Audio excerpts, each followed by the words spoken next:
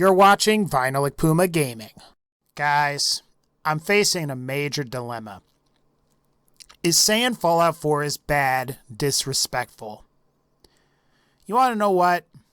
Yes.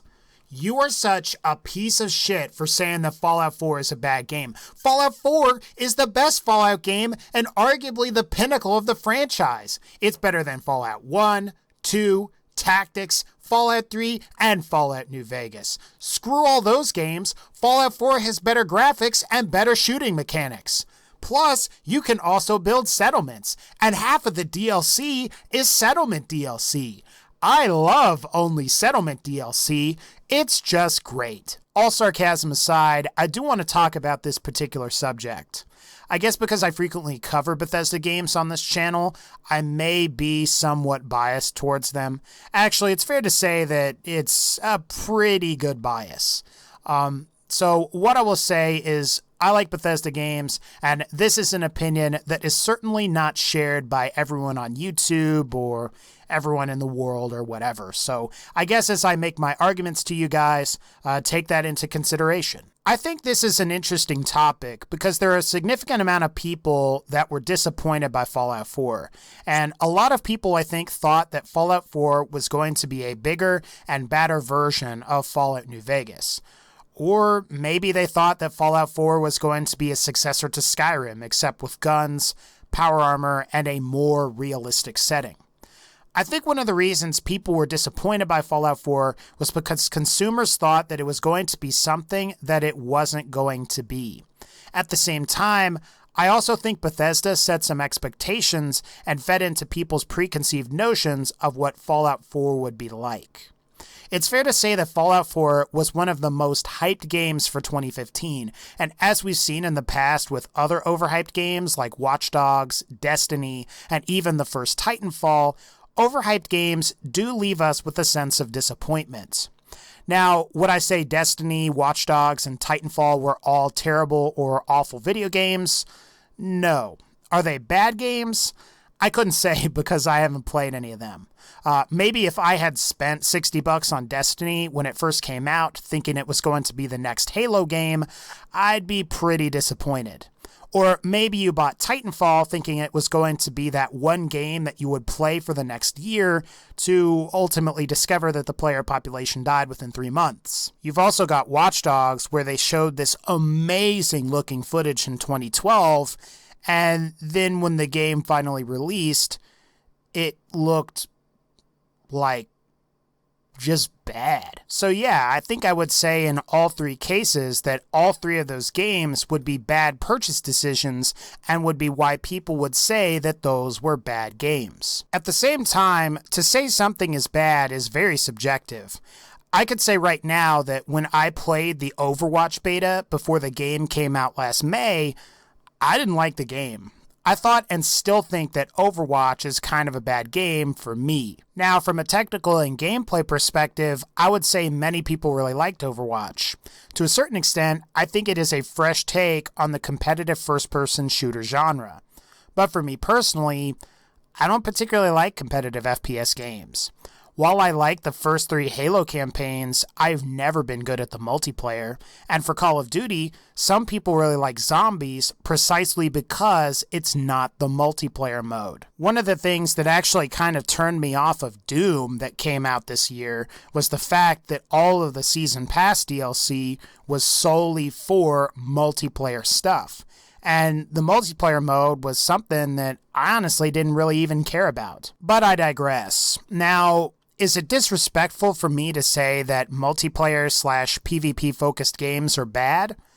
I don't think so. I would also argue that it's not disrespectful to say that single player open world games like Fallout are bad. I definitely wouldn't agree with your opinion if you said that Fallout 4 was a bad game, but you wouldn't agree with my opinion if I said Overwatch or Battlefield 1 or Call of Duty or Doom multiplayer were bad. You might like it, I might not, and vice versa. One of the reasons I like Borderlands is because multiplayer isn't required to enjoy it. I would say that to a certain extent and at its core, Borderlands is a single-player first-person shooter with loot elements. Now, the designers over at Gearbox designed the game with cooperative play in mind, but you can still play Borderlands by yourself and have a great time. I honestly don't want to wait to have to get a party together to go do a raid boss when I can just go into a game and kill the raid boss. That's more appealing to me than sitting around waiting and waiting. But ultimately, you like what you like, and you could say Fallout 4 is bad.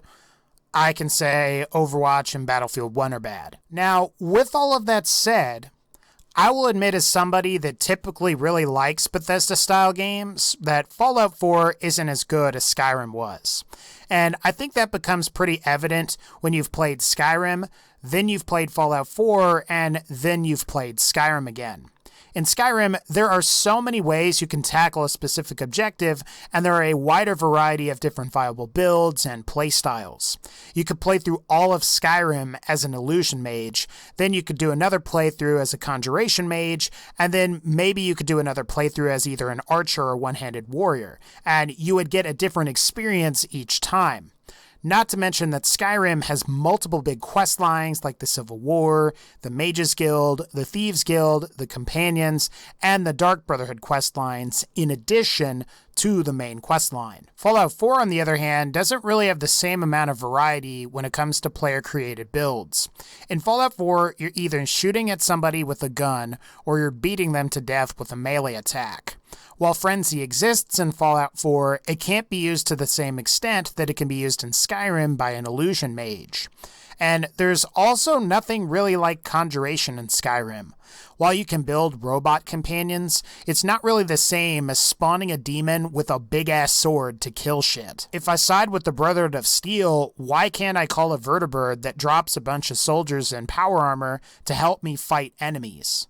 That would have been amazing. That also would have filled the same purpose as having the Dremora Lords from Skyrim. While Fallout 4 has several faction-based quest lines, they aren't independent from the main quest. What would have been better was if you could complete the faction-based quest lines, and then maybe the factions you helped would determine certain aspects of the ending. So for example, if you helped the Minutemen and the Brotherhood, maybe both factions would team up for an assault on the Institute. Or if you helped the Minutemen and the Institute, you would have an epic battle with the Brotherhood of Steel and maybe the Railroad. Or maybe Fallout 4's ending wouldn't have anything to do with either of the factions and would result in finding or not finding Sean based on your choices of who you did or didn't help. Ultimately, I think Fallout 4's quest design leads it to being more of a closed experience, where Skyrim's quest design leads to it being more of an open experience. And generally, I would say, I'm not a game developer, but you would want a more open experience if you're making an RPG-style game, because that's more opportunities for roleplay. I also have issues with Fallout 4's settlement system, and I think it had a lot more interesting potential that wasn't really ever fully realized by the developers over at Bethesda.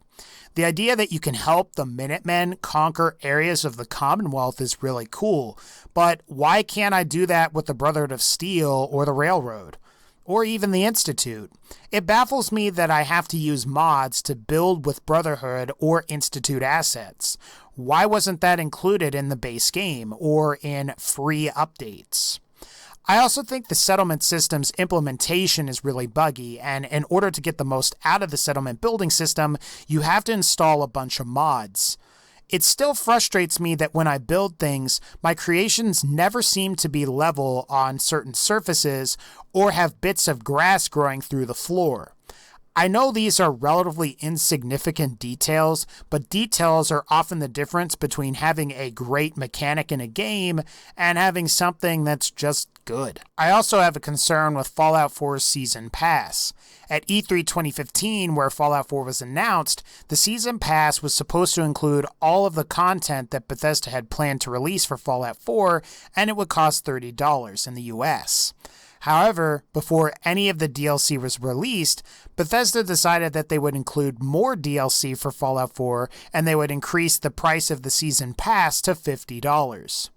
While there was a grace period to where you could still pay $30 and get all of the content, the Season Pass ultimately proved to be pretty lacking. While Far Harbor and Nuka World were pretty good, Automatron was a 2-hour quest line with robot building, and the 3 other DLCs mostly just include settlement building assets. While Vault-Tec Workshop was a little better because it added a new area and added a bunch of vault assets, Wasteland Workshop and contraptions were kinda lame. Increasing the price of the Season Pass, I think, really turned a lot of people off from Fallout 4, and that's pretty understandable. At the same time, Fallout 4 is a much better looking game than the previous installments in the franchise. The combat system in Fallout 4 is better than it was in Fallout 3 and New Vegas, and that's because the controls feel much more responsive. I also like how power armor was redesigned in Fallout 4 to be more of a robotic suit that you enter, as opposed to being a set of clothing that you just merely equip. While I think this decision definitely did break some of the pre-established lore for power armor, it's still pretty cool in my opinion. And as far as the story premise of Fallout 4 goes, Fallout 4's introduction is probably one of the most interesting in the series. Instead of being someone that was born after the apocalypse, your player character was born before the apocalypse and managed to survive by being cryogenically frozen. He or she wakes up in a different time, almost like a different reality, and has to deal with the harsh reality of the post-apocalyptic wasteland. I will admit that this wasn't explored as much as I would have liked, but the premise of the game is still really good. Plus, if you play on console, you now get access to the mod support that we get on the PC version of the game. While PS4 modding is a step below Xbox One modding because you can't add any new assets, the ability to add and modify existing parameters of the game is really cool. It just sucks that this feature is somewhat limited on both platforms due to either install size limitations or Sony's insistence that every console mod must be submitted for some kind of internal verification process.